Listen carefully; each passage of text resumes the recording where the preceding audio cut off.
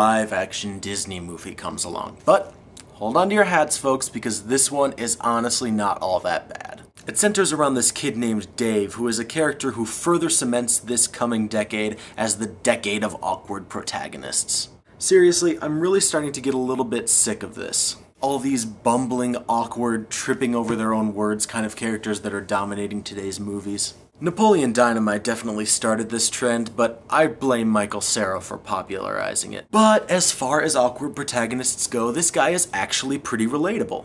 As opposed to just being awkward for the sake of awkward like a lot of movies, this movie actually gives us some backstory and explains why this guy is so low on self-confidence. The basic plot of this movie is that there's an evil sorcerer who is trying to bring back another, more ancient and more powerful evil sorceress, so that they can, you guessed it, take over the world. Of course!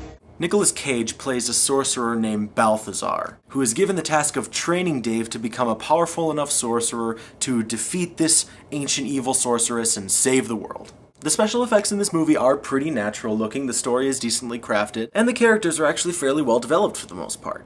But this movie does two things particularly well that I would like to praise. The first thing is that it manages to handle a "the power is in you" kind of storyline with actual competence, instead of simply just throwing it in as a deus ex machina in the later parts of the film. And the second thing is that this movie makes great use of science! Now, I'm not just talking about science here, people. There is a big difference between science and science! Science can be found in lots of movies. It's the kind of thing you see in stuff like I, Robot or The Terminator. It's definitely there and you can feel its presence, but there's no special emphasis on it. Science is the kind of thing you see in Mythbusters or Weird Science or Back to the Future, where it's used to do incredibly badass and often quite implausible things. I am an absolute sucker for science, and I think this movie does it very well. But there is one more thing I need to address, and that is Nick Cage. I personally don't mind him, but if you don't like him as an actor, this movie is certainly not going to be the one that changes your mind. Suffice it to say that this movie is Cage at his absolute cagiest. I haven't seen Nick Cage act this cagey since The Rock, which is an awesome movie, by the way.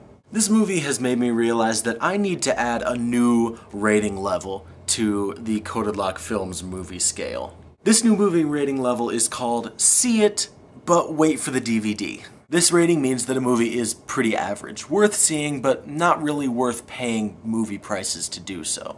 And The Sorcerer's Apprentice is just that. Average. Not bad, not great, just sitting somewhere in the middle. I don't regret seeing it or anything, but I do think it's going to be pretty swiftly forgotten. Disney is just a lot better at selling products these days than actually making products. But hey, the movie's pretty competent, and I think it does at least deserve a look. See you later.